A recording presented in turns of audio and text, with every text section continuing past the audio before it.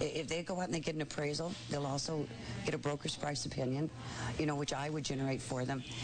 From that point, they determine a value, and certainly they have a holding time that they look at, so they're going to price it different than Mr. and Mrs. Smith, who are going to try to achieve the very highest. You know, they've put a lot of their own personality in it. The bank doesn't have that particular window to look at, so what they do is they take it from that appraised value and then try to price it so they sell it in 90 days. And generally, you know, occasionally they have some that go on a little longer than that, a little more difficult property to sell, but usually they're able to achieve that, so the prices can be, you know, very competitive. So they're selling it maybe a little under market value, or a little under what everything else in the neighborhood is worth. Right, and especially if they need repairs, because then the new owner can come in and, you know, put their personality on it and save the money doing that, and so they're going to get a good price. We'll get some advice in just a couple of minutes. We'll take a break. One thing we've learned over the years in real estate is that buying is a very emotional process. People fall in love with a house and they'll take it at any cost, and selling is supposed to be a non-emotional process. If you're selling your home, try to think like the bank does. It's a piece of property. Get what you can for it. We'll be right back.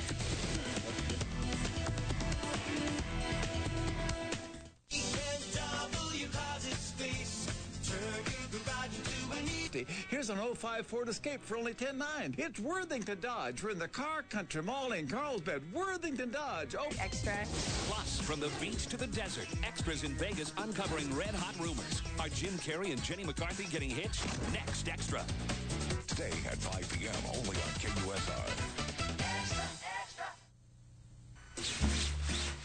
Hi, I'm Michelle Nunes. I'm here to tell you that shrimp is in at Hooters. We have fried shrimp, steamed shrimp, buffalo shrimp, New Orleans-style shrimp, and now, a talking shrimp. Again, at Hooters, shrimp is in, and just $7.99. It's shrimply irresistible. Cut. Okay, bring in the chicken. Hey, Michelle. Hey, Anna. Talking about the real estate market, and more notably foreclosures, they are way up, 551% up from just the first 6 months of 2006. There were a total of 2,896 foreclosures in San Diego County just in the first 6 months of this year. There is nonprofit help available for those of you who want help. If you're facing foreclosure, there is a national hotline that is kept up by a nonprofit group that wants to help you keep your home. They will give you advice and point you in the right direction to save yourself from foreclosure. That number is 888-995-HOPE. That's 995-4673. I'll give this number again at the end of the show, so get a pencil ready if you are facing foreclosure. Once again, David Norberg is here with us from Keller Williams Realty, and Donna Sanfilippo from San Diego REO Realty. David basically helps out people who are facing foreclosure, and Donna is the person who sells the properties for the banks when they finally are foreclosed upon. How much of a crisis do each of you see going on here? When you hear almost 3,000 foreclosures in the first 6 months, how serious is that for those of us who really don't know whether we're in trouble or not? I was talking to a lender friend of mine yesterday, and he says this is going to be a historic epidemic. I hadn't looked at it that seriously, but I mean, I think we're in for some major adjustments here. How about you, Donna? Yeah, I would agree with that. I see at least through 2009, maybe even as much as going into 2010, that this is going to continue. Part of it is the mortgage industry. Part could be if interest rates go up. I certainly would be very concerned if that happened, because I think we would see more, even more than we're seeing now. But if you looked at percentage-wise, you know, with the number of homes in San Diego, it seems it's a drastic increase because we had zero. So sometimes when you go from nothing and you quickly pick up this amount, yeah, the percentage is there, but I think overall it's not. We saw quite a bit worse in the beginning of the 90s, I think, at least in the numbers. And San Diego County is in some ways insulated from the rest of the country from this. I mean, your colleagues around the country must be telling you horror stories, Cleveland, Detroit, Newark, New Jersey, places like that, where the same kind of things are going on, but in much larger proportions. You know, I belong to some study groups with some people all around the United States, and like you said, it's going on all over. In San Diego, we've had this abnormal market for a number of years, and it's what has to adjust.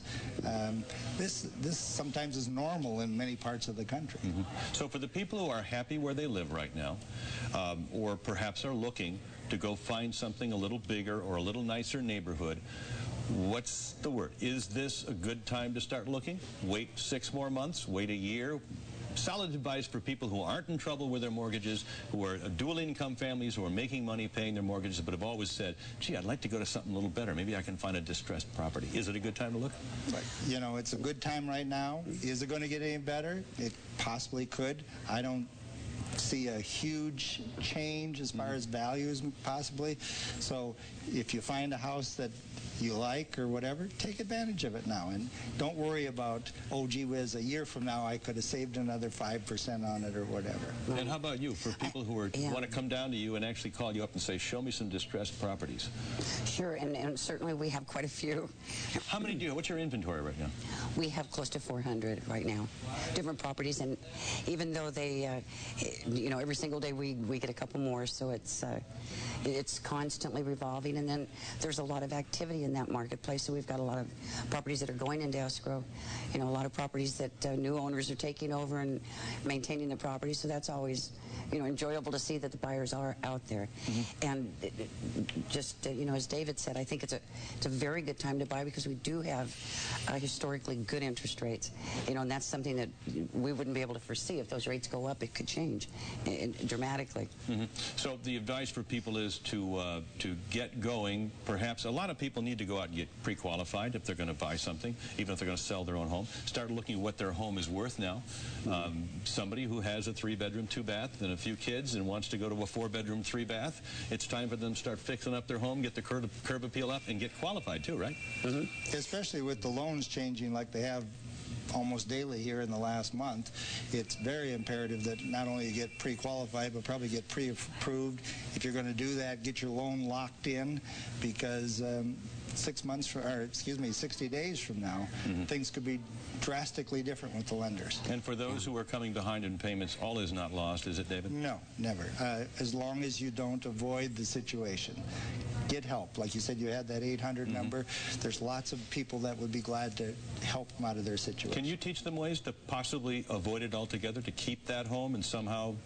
You said the banks will negotiate sometimes. Sometimes, you know, depends upon how tricky they were getting in, if you will, how little they put down. Unfortunately, there was so much 100% financing, and then if you have 100% financing and a balloon payment on your loan 3 years from now, meaning your payments are going to double, some of those people are in trouble. It's tough. David Norberg, thank you very, very much. Great advice from you and Donna Sanfilippo. Thanks for being with us.